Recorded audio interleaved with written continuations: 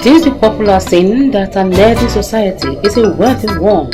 On the Great Mind program, medical experts are available to provide solutions to various health challenges. You desire greatness in life. Successful men and women in the society are available on the Great Mind program to reveal to you the secrets to their greatness. The Great Mind of Nancy Oshogbo is a watch for all. Meet me on the program every Sunday between 3:30 and 4 p.m. ìlera tó dájú láàbò tó péye. ara ẹ̀ wá gbọ́. bẹ́ẹ̀ni gbogbo ìpínlẹ̀ Ọ̀ṣun o ẹja kan sára sí gómìnà wa sẹ́nitọ̀ Adémọ́lá Jackson Nurudeen Adeleke fún bí wọ́n ṣe bu ọwọ́ lu àjọ OAS láti máa tẹ̀síwájú fún ìlera pípé gbogbo ènìyàn lọ́ṣun. káyọ̀ ọgọ́rùn ọjọ́ tí gómìnà dé ọ́fíìsì nípínlẹ̀ Ọ̀ṣun kó lè ládùn káwọn ènìyàn ó sì jàǹfààní ìlera pípé. àjọ OAS ti ṣe àgbékalẹ̀ fífi orúkọ àwọn ènìyàn tí wọn ò rọ́wọ́ họrí láwùjọ sílẹ̀ láti lè lẹ́tọ̀ọ́ sí ètò ìlera pípé káàkiri gbogbo wọ́ọ̀dù nípínlẹ̀ Ọ̀ṣun 332 wards. ìforúkọsílẹ̀ máa gbéra sọ láti ọjọ́ kìíní sí ọjọ́ kẹẹ̀ẹ́dógún oṣù kejì ọdún tí a wà yìí. ìṣèjọba gómìnà sẹ́nitọ̀ Adémọ́lá Jackson Nurudeen Adeleke àti àjọ OAS wọ́n rọ gbogbo ènìyàn láti tẹ̀lé ìlànà àtẹ̀lé ẹ̀wá gbọ́ àwọn iléeṣẹ́ OAS business office tó wà ní ẹsẹ̀ kòkó pẹ̀lú ìfọwọ́sowọ́pọ̀ àwọn alákòóso ilé ìwòsàn alábọ́dé káàkiri gbogbo wọ́ọ̀dù ni wọ́n máa ṣe ìforúkọsílẹ̀ àwọn ènìyàn mẹ́wàá tí wọn ò rọ́wọ́ họrí ṣùgbọ́n tí orúkọ wọn wà nínú ìwé lọ́fẹ̀ẹ́. àjọ OAS wà káàkiri ìjọba ìbílẹ̀ jákèjádò ìpínlẹ̀ Ọ̀ṣun fàlàyé lẹ́kùnrẹ́rẹ́ 0700-225-56447 tàbí www.osia.ng. OAS, providing access to qualitative healthcare without tears. ayọ̀ ti dé mo ní kẹfà mọ́ra sólò ìfà ti dé mo ní kẹfà mọ́ra ìlera ti dé. Since it is the desire of the Supreme Being that those who he has entrusted with wealth should strive to take care of the less privileged in the society, as it is scripturally stated that whoever is kind to the poor looks to the Lord, who gives great reward for whatever act of kindness of anybody towards the indigent. Osun Health Insurance Agency, an organization established with the mission of providing residents in Osun State access to qualitative health care free from financial hardship by pulling funds from public-private partnership to strengthen healthcare system based on equity, integrity, transparency, and solidarity while providing regulatory oversight. Through the free health component of Osun Health Insurance Scheme, about 100,000 vulnerable people are accessing quality health care services across the local government areas of the state in line to the desire of God that the rich should take care of the poor. As Governor Adémọ́lá Jackson Nurudeen Adeleke on the day of his inauguration made a pledge to the people of Osun State that with the backing of God, his intellect, passion, and strength will be devoted to nothing but the welfare, peace, and security of the entire citizenry. Fulfillment of these covenants, however, informed the decision of Governor Adémọ́lá Adeleke to direct Osun Health Insurance Agency to embark on the enrollment of 3,320 vulnerable people, comprising 10 persons per ward across the 332 wards in all the local government areas of the state to mark the 100 days of Governor Adémọ́lá Adeleke in office. You will recall that when His Excellency Senator Adémọ́lá Nurudeen Jackson Adeleke took over as governor of the state, what he said concerning health insurance is that he is going to work for the expansion of coverage of health insurance in Osun State, having realized the benefit that people have from the scheme. And so the moment he made that declaration, we saw it as the policy direction of, is a policy statement of his administration. So as technocrats, we came to the drawing board and then we said, okay, in order to celebrate His Excellency's 100 days in office, since his desire is to, increase or to expand the number of people that are involved that are already getting the benefit of the health insurance scheme, what we need to do is go to the drawing board and see, okay, from our own perspective, how can we ensure that this desire of His Excellency is fulfilled? And in our last enrollment, we registered a lot of people at the primary healthcare level, but not all of those people were going to access care in the primary health centers. So we changed our technique to now incorporate those people who have been using the facilities but who are not enrolled under health insurance scheme. So those are the people that we are now going to be targeting. Ordinarily, they go to the facilities, maybe they write their address for them to go and buy or something, but right now they will become enrollees of Osun Health Insurance Agency, and they will be entitled to having access to care free of charge, because we are going to pay the premium from the money that comes to health insurance. The state is supposed to give us the state equity grant, which is to be used to finance the premium of the vulnerable persons. But we have some reserve already, and that is the beauty of good management. If you manage things well, you have a reserve. From our reserve, we can expand the coverage. So the 3,320 that His Excellency said, that we are contemplating on bringing on board, if you multiply this, 3,320 times 12,600, you will see it's going to amount to 41,832,000, which we are going to pay for the first year for these people. So if the premium does not change, that means every year for these 3,320 individuals, we are going to be paying 41,832,000 for their premium, and for this they will be able to receive care, whether it is surgical care or medical care or delivery and everything. They can receive this in our facilities without them having to pay anything. This is what His Excellency wants for the people to enjoy, and by the grace of God, before 100 days, we will have finished the enrollment of those people, because we are already compiling the list of those names in each of the 332 facilities.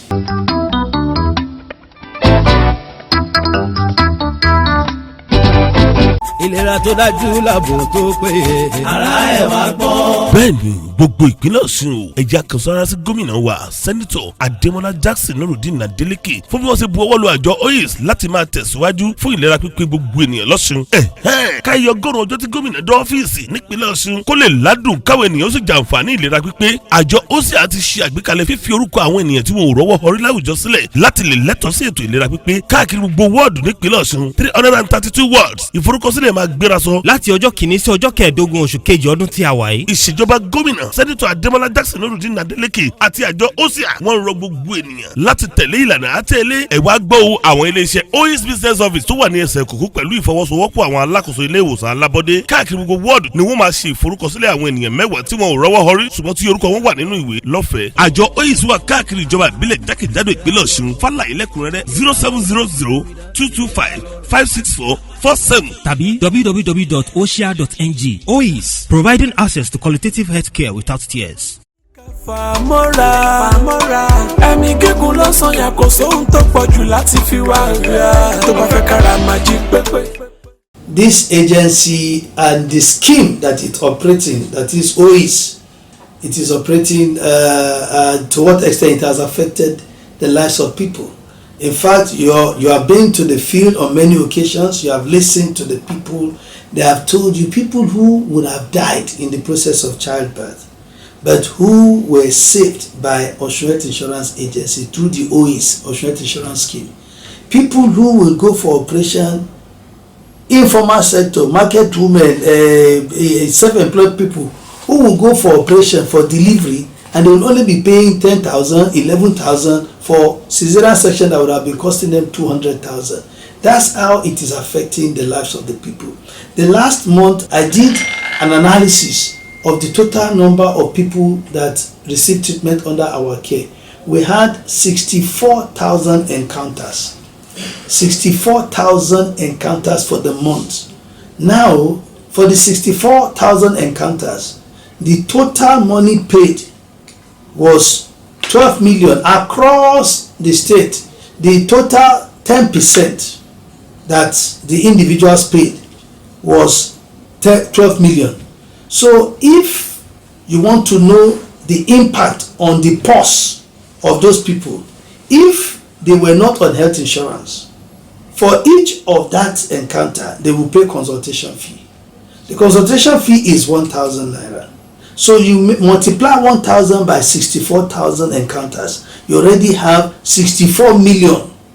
64 million that would have come out of the people's pockets that went to the hospital to encounter service. But because health insurance is there, they didn't have to pay for consultation. That is one. Number two, they paid 10% on drug, and the 10% on drug amounted to 12 million for all the 64,000 people across the states that went to receive treatment. Now, if 10% is 12 million, how much will 100% be? 120 million. What it means is that the individuals will have removed that money from their pocket if there was no health insurance. Now imagine the difference between 12 million and 120 million. The people only paid 10%, 12 million, and the agency paid the remaining 108 million, because it's supposed to be 120 altogether. So 12 is gone. There's 108. So the 108, which is 90% of 120 million, was borne by health insurance. That is the beauty of it. So what we say, the impact, the financial impact of health insurance on the people is that it reduces very significantly out-of-pocket expenditure for health. And then it also encourages people to go and seek health care on time. Somebody who before, once they has headache, he will wait until there's fever, there's headache, there's abdominal pain. Then he will run to one chemist and say, give me this, or run to one a quack doctor somewhere, give me this, because he's afraid of money that he will pay in the hospital. Now, that fear is no longer there for the people that are on health insurance. In fact, even if it's just slight headache without anything, he will take the card and go to the hospital. Check, let me go and check my blood pressure. Let me go and check this. Because he knows that they're not going to take consultation fee, they're not going to take money if he goes, he's going to check. And even if he's going to get drugs, it will only be 10%. Only 10% on the cost of drugs. So it has impacted the lives of the people very significantly. It has caused reduction of out-of-pocket expenditure. People now have money to spend for something else, rather than to go to spend all their money for health. It has also improved their health-seeking behavior. The people can now go to hospital on time before things get complicated. That is already part of it. And number three, it has also improved the capacity of the people to make money, because once you are healthy, you are able to go and do business. You are able to. So we know that health is wealth. So these are the ways in which it has affected a lot of people in the community.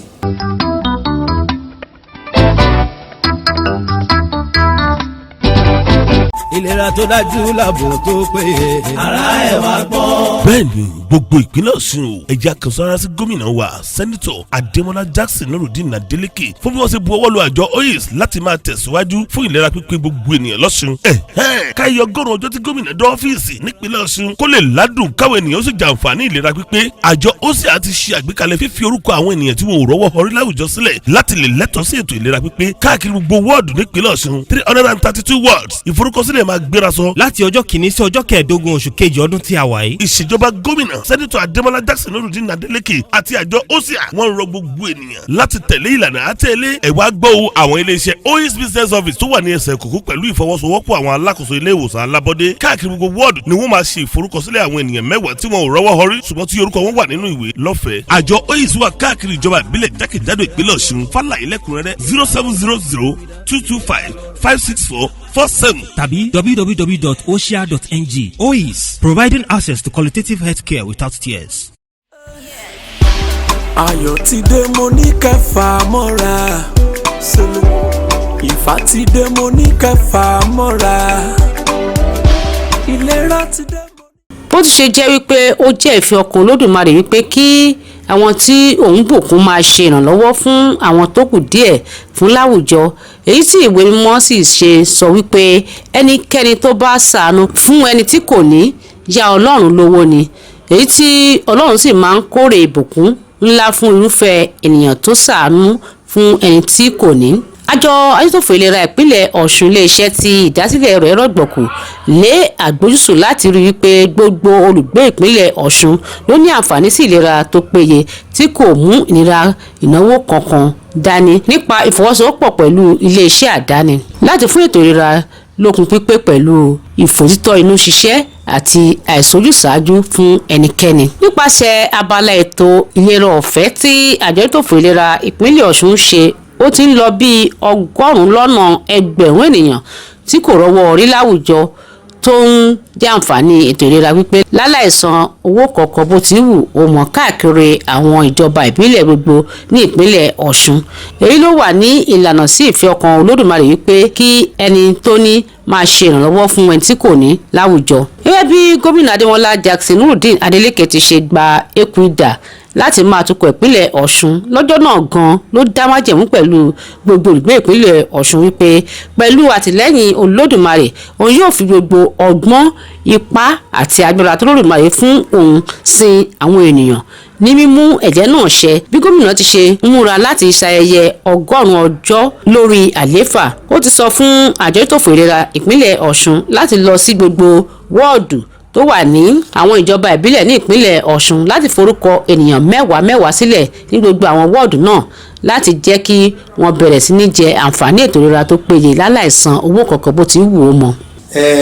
adúpẹ́ lọ́wọ́ Ọlọ́run wípé ní àjọ Adójútòfò ìlera nípínlẹ̀ Ọ̀ṣun àjẹ ìwẹ̀yìn a sì jẹ àjẹbánu.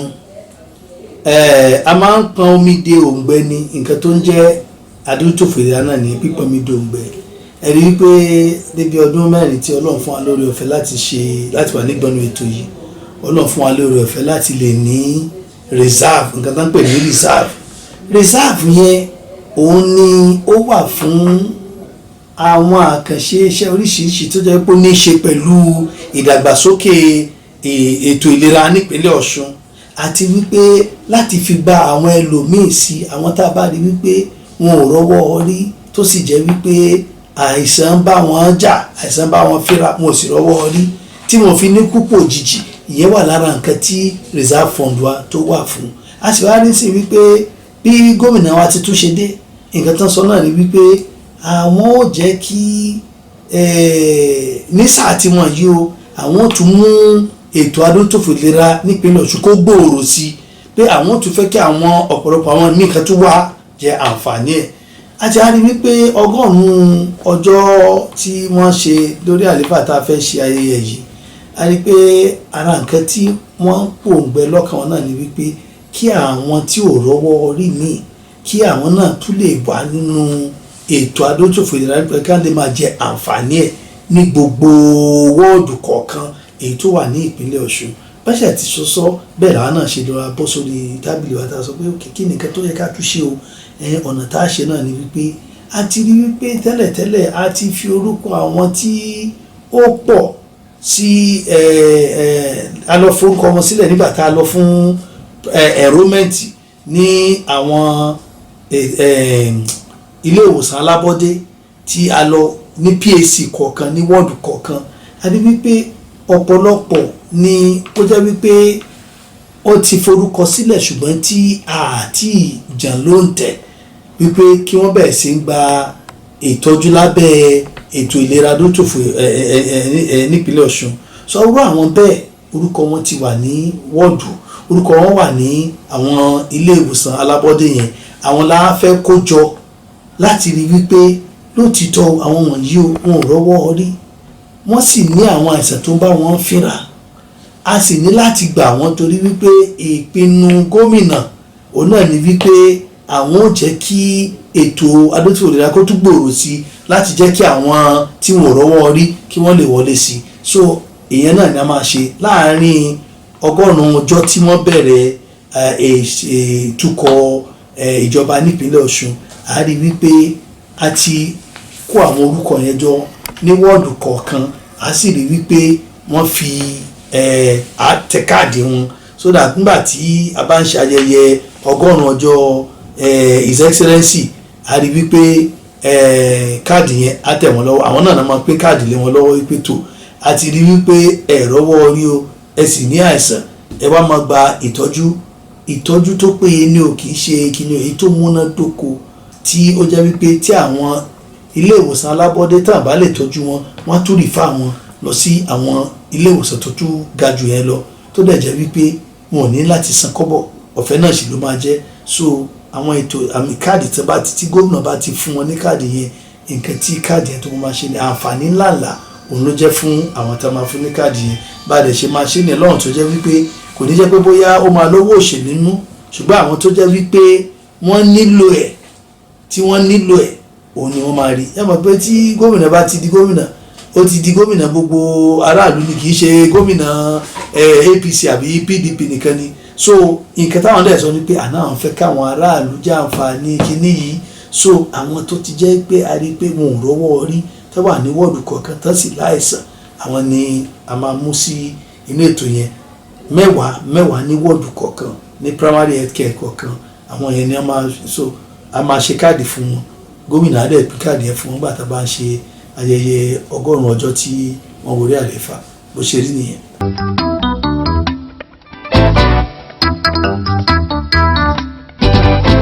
ìlera tó dájú làbò tó péye. ara ẹ̀ wá gbọ́. bẹ́ẹ̀ni gbogbo ìpínlẹ̀ Ọ̀ṣun o ẹja kan sára sí gómìnà wa sẹ́nitọ̀ Adémọ́lá Jackson Nurudeen Adeleke fún bí wọ́n ṣe bu ọwọ́ lu àjọ OAS láti máa tẹ̀síwájú fún ìlera pípé gbogbo ènìyàn lọ́ṣun.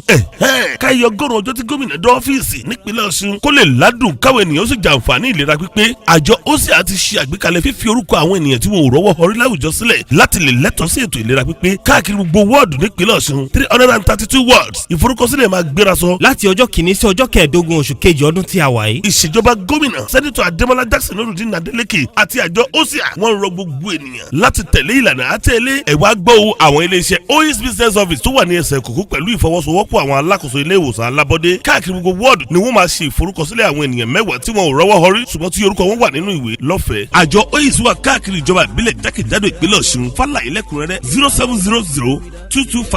07002255647 tàbí www.osia.ng. OAS, providing access to qualitative healthcare without tears. Fàmọ́ra ẹ̀mí gígùn lọ́sàn-án kò sóhun tó pọ̀ jù láti fi wá rẹ̀ tó bá fẹ́ kára máa jí pépé. Ipa tí àjọ adójútòfò ìlera tó ń kó ní orí àwọn aráàlú kì í ṣe kékeré ni. ṣe bẹ́ẹ̀ yín gan fúnra ara yín ti lọ káàkiri àwọn ìletò tẹ́sí lọ gbóhùn lọ́wọ́ àwọn tó yẹ pé ètò yìí ó ti kàn wọ́n gbọ̀ngbọ̀n tó yẹ pé tí ì bá ṣe pẹ́ẹ́pẹ́ ètò yìí náà bá ti kú sọnù nígbà tí wọn bá rówó ẹni tí ó tó ń rọbí tí ò rówó tó máa fi ṣe iṣẹ́ abẹ ẹ mọ̀ pé àtòun àtọkọ àti ọmọ tó wà nú ẹ̀ wàhálà ni. ṣùgbọ́n ní ètò adójútòfò ìlera ní ìpínlẹ̀ Ọ̀ṣun wa yìí àti rí àwọn tó jẹ́ wípé wọ́n lọ ṣiṣẹ́ abẹ 10,000 sí 12,000 péré òun ni wọ́n san níbi tí àbá ti san 200,000 tó ẹ sẹ́ni wípé ìyẹn ó nà wọ́n lọ́rùn gan gidi. Bẹ́ẹ̀ ni a rí pé àwọn tí wọ́n lọ tán lọ ń gbà tọ́jú gan tí ìṣe àwọn tí ò rọ́wọ́ orí lásán, àwọn tó pé wọ́n rọ́wọ́ orí tán àwa òṣìṣẹ́ ìjọba àtàwọn tó ń ṣiṣẹ́ iṣẹ́ àdáni tí wọ́n á lọ láti lọ gba ìtọ́jú 10% nínú owó oògùn tán fún wọn nìkan náà máa ń san. 10% nínú owó oògùn ibi tó bá yẹ ká san 100 náírà wọ́n wá san náírà 10. àádọ́rùn ní 90 tó wà ń bẹ̀ àjọ adójútòfò ìlera nípínlẹ̀ Ọ̀ṣun ló máa san. ìyẹn tí wàá kéré.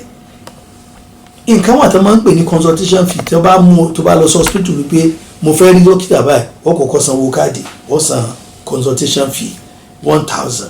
tá a bá wò ó ní ìgbà tá a ṣe ìṣirò ní oṣù kọkànlá nígbà tá a ṣe ìṣirò yẹn a rí wípé iye àwọn tí wọ́n ti lọ iye ìgbà tán lọ gba ìtọ́jú ní hospital ní gbogbo àwọn hospital wa ó jẹ́ 64,000 164 ìgbà làwọn èèyàn lọ gba ìtọ́jú. tá a bá ṣírò 1 million 1,000 tí wọ́n fi ń ṣe káàdì lásán pé mo fẹ́ rí dókítà consultation 1,000 tá a bá ṣírò 1,000 yẹn lọ́nà ẹgbẹ̀rún 60 àti rí 64 million nìyẹn, ìyẹn mílíọ̀n 60 million ó lé 4. ṣùgbọ́n mélòó ni àwọn aráàlú tó wà lórí kíní san wọn san kankan torí wípé ní abẹ́ adótòfò ìlànà ìpínlẹ̀ Ọ̀ṣun àgbà consultation àjọ OSHA ló máa san fáwọn hospital tàti fún tẹ̀jẹ̀ ìyẹn ọ̀kan. then nínú àwọn oògùn tí wọ́n nínú 64 million ní tí ìgbà tí wọ́n lọ sí hospital yẹn, nínú àwọn oògùn tí wọ́n san owó ìdámẹ́wàá tí wọ́n san àṣírò ẹ̀ sí mílíọ̀nù 12 ní ìdámẹ́wàá tí wọ́n san lórí àwọn oògùn tí wọ́n gbà ní gbogbo ìpínlẹ̀ Ọ̀ṣun ní gbogbo àwọn hospital wa. tá a bá wá wò wípé 12 million 64,000 ìgbà ni wọ́n lọ gba ìtọ́jú, gbogbo owó tó ti san lórí ìdámẹ́wàá yẹn ó jẹ́ 12 million. tó bá jẹ́ pé 100 yẹn ní láti san ni kí ló máa ṣẹlẹ̀? á jẹ́ 120 million 120 million ní ìbá ti jáde lápò àwọn tí wọ́n lọ ń gbà tọ́jú yẹn. ṣùgbọ́n èlò ló jáde lápò wọn mílíọ̀nù 12 péré. ṣé ẹ rí yàtọ̀ tó wà láàrin mílíọ̀nù 12 àti 120 million ọlọ́nà 120 million ẹ púpọ̀? so àwọn owó yẹn ni owó tó jẹ́ wípé ètò adótòfò ìlera ló ti jẹ́ kí ó rebú sí àpò àwọn tó jẹ́ wípé wọ́n bá wa dòwò pọ̀ ní abẹ́ adótòfò ìlera nípínlẹ̀ Ọ̀ṣun. owó yẹn wọ́n lè máa fi ṣe nǹkan míì, ẹlòmíì ibi tó ti mọ owó tó fi máa raṣọ nìyẹn, ẹlòmíì owó oúnjẹ ayọ̀ ń bẹ̀, kàkà tí ẹ fi máa mú owó máa lọ sọ́ọ̀sì láti lọ́ọ́ máa fi gbà tọ́jú àwọn nǹkan báyìí ló ń yọ. sọ àrí wípé ọ̀pọ̀lọpọ̀ àǹfààní yẹn òun ló ti wà. ẹni tó ikú ti kútu ẹlòmíì ń sìn gan tẹ́lẹ̀ tó yẹ pé bóyá bá ń fọ ṣe ládúró sí orí òun fi di nǹkan míì tínú rí wọn á tún pẹ́ pẹ̀lú ẹ̀ tí nǹkan míì á tún pẹ̀lú ẹ̀ torí pé èrò àti lọ sọ́ọ̀sì tó ń bà torí kò sówó tí ò fi gba ìtọ́jú. ṣùgbọ́n nísìn kódà bóyá bá tiẹ̀ fún àyàn fẹ́rẹ́fẹ́ tó bá ti ní káàdì OAS lọ́wọ́ ṣe ní òun gba hospital lọ ó kún mọ̀ pé wọ́n ní sanwó consultation wọ́n ní sanwó káàdì tàbá sì fún lóògùn gan ìdámẹ́wàá ló máa san lóògùn èló wá ní ìdámẹ́wàá inú ẹgbẹ̀rún 5 sẹ́ni ó san 100 ṣe mọ̀ ẹ mọ̀ pé èèyàn bíbà tó pé èèyàn kàn dá àṣẹyàn lówó ni. so ó ti jẹ́ kí àti lọ máa gba ìtọ́jú ní ilé ìwòsàn ó ti jẹ́ kí kó tún dà sí torí tẹ́lẹ̀tẹ́lẹ̀ àwọn èèyàn wa tí ò bá tí ì dojú ẹ̀ pátápátá wọn ní lọ ilé ìwòsàn ṣùgbọ́n sì wọ́n lọ ṣẹ́ẹ̀tì mọ̀ wípé tá bá tètè dé ilé ìwòsàn nǹkan tó bá ṣẹ̀yàn tó bá ṣì mọ́ níwọ̀n wọ́n lè lè tọ́jú ẹ̀. ara àwọn àǹfààní tí àwọn èèyàn tí wọ́n rí nínú àjọ OAS nìyẹn.